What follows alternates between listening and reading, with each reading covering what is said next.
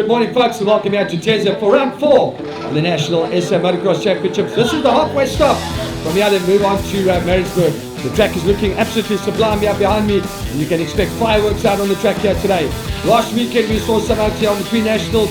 This week, it's going to be no different. Chasing those hardcore points for the National Championships is going to end up later on in the year. So it's all happening down at Teza. What's up? We're out here in Teza, round 4 of the South African National Motocross Championships. What a time to be here once again. Such a cool track, awesome views, so aesthetically pleasing. We just had practice and just getting a feel of the new blue bike, so having fun on that track is sweet. And yeah, let's go racing.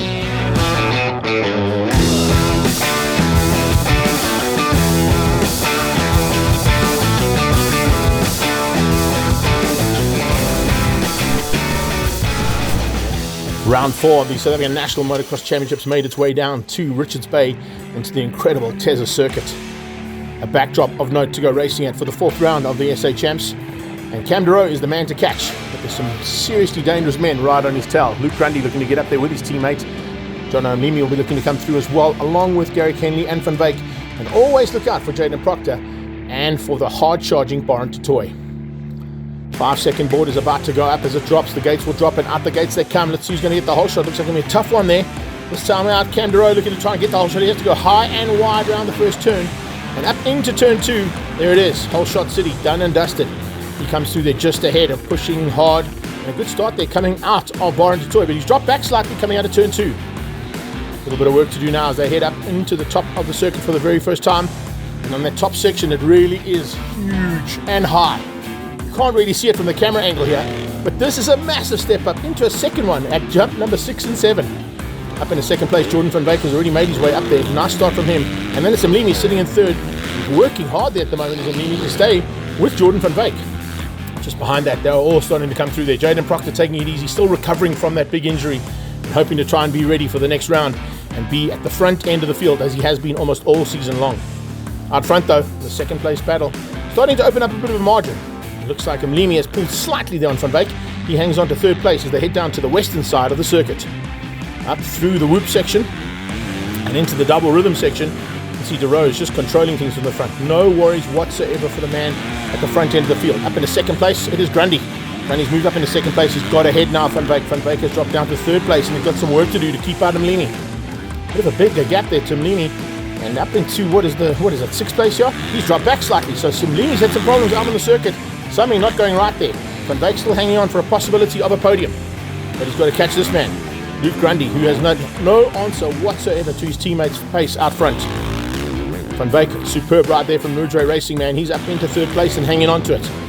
Now Ricky Raff, who's made his way up just behind him. So Raff bringing the gas along and getting up there ahead of Mlimi. Mlimi now with a little bit of work to do into the closing stages here of this heat of MX2s. Let's see what the Better Brands man can do as he heads into the closing stages of this incredible race action from MX2s down at round 4. Further down the field, also just picking up on Baron Totoy and Gary Kenley, taking a little bit of strain this weekend. Not quite on the same kind of pace we've seen from them in the past, but they certainly have got some work to do heading into the next round. Great run there from Cole Meyer, tucked in just behind Proctor, the two of them running nicely and just inside the top 10. So good possibilities of some good points there for the Northern Regions and Inland Championship man. 101. Very disappointing from Baron Totoy, but he's had some kind of issue out on circuit that he's managed to sort out now, and he's slowly but surely making his way to possibilities of a top 5. This man has certainly got no worries whatsoever in terms of the 2024 championship. The dominant factor in both MX1 and MX2, and particularly here in MX2s, it is a fantastic run so far here from Cam Duro, and it doesn't look like he's going to be bettered here this weekend. He's hanging on to a very comfortable margin. Second place, his teammate Luke Grundy, not really having any answer. In fact, no one had an answer to him. There were some nice little battles that started to rage into the closing stages. And great to see them heating up right up until the flag dropped.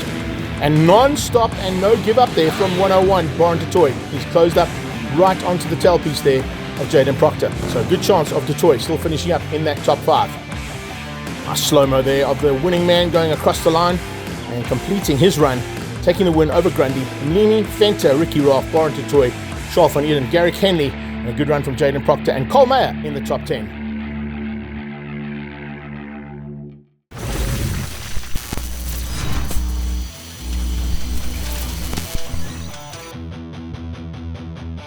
MX85s are up next, and as they head into the battlefield, expect to see a big fight there for that red plate. It's a very important little plate to have heading into the next round, and currently sitting on top with that number red plate on there is the 28 of Evan Frost. Heading down into turn 1, Frost looks like he might get the whole shot. No, he's going to be outgunned just on the inside there. In fact, no, around the outside he hangs on. Brilliant stuff. Frost taking a slightly wider line through turn 1, and he manages to just sneak through there and take the whole shot. Right on his tail though is Valsecki, and Trenton Kretzmann starting to close in too. There's a big move there coming as well from Cruz Martin, slowly but surely making his way up to the front end of the field. So we've got a 4-way fight at this stage. It's still early stages in the 85cc's, but a magnificent start to the 85cc Pro Minis here at the incredible, and what an amazing circuit it is, Teza circuit, doing an amazing job to get everything sorted out. This track has turned into an absolute dream motocross circuit to be raced on here today, and for the 4th round of the National Championships, it's ideal. Heading up onto these massive step-ups. Oh, it's side-by-side action. That's the kind of race action we like to see. Valsecki going at it, and slowly but surely he has been caught. And speaking of being caught, well, Cruz Martin is on a move. He's bringing Cabello Ledwaba along for the ride, and Frosty has dropped down a little bit. So some work to do there for Evan Frost. Not quite where he wants to be, that is for sure. He's got a huge amount of mountains to climb, and there's a lot of mountains here to do that. Valsecki, though, controlling things from the front end for now.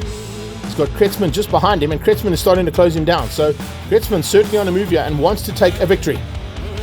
Behind that, Cabello Ledwaba also coming along for the ride, not too far off the back end of Valsecki. So those two getting up close and personal and starting to get into the mix there as they go through the whoop section, heading down towards the top end of the eastern side of the circuit.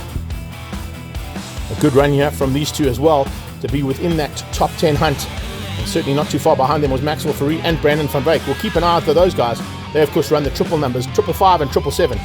Right now the 28 board with the red number plate is not where he wants to be. He has to be higher up if he wants to try and finish things up here, and unfortunately it's not working out for him. The battle continuing though. Look at this. It's supercross style from these two riders. Absolutely brilliant there between Valsecki and Kretzmann for the lead of this race, and at this stage it's advantage Valsecki. Kretzmann has had a few attempts to get past, but he hasn't been able to make them stick yet. Let's see what he can do now into the closing stages. The 94 closing in on the 300, and slowly but surely he is just marking and matching him, and he's about to pounce. Cabello Ledwaba is up 1 position. He's got ahead of Cruz Martin.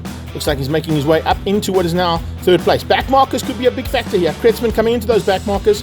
He leads the race comfortably. And as he comes out, oh, a problem! Kretzmann goes down. Kretzmann goes down. He takes out the 777 of Brandon van Wyk as well.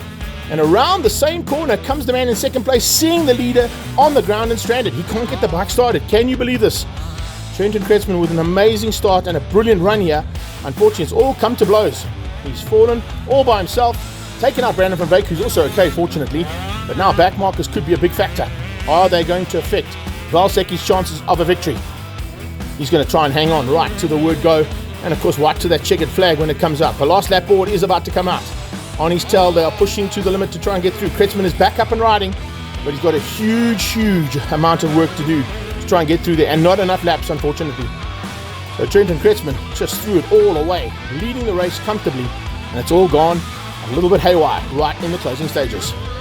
Nice recovery here, though, coming out of Evan Frost on the 28.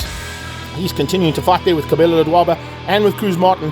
The two of them have fought it right down to the line, and as they came to the checkered flag, the overall results went to Valsecki, beating out Trenton Kretzmann, Cruz Martin in 3rd place, and a good run from Frost, Ledwaba, Fourie, van Wyk, Botha, and Van Jaarsveld, beating out Bushi Malosi.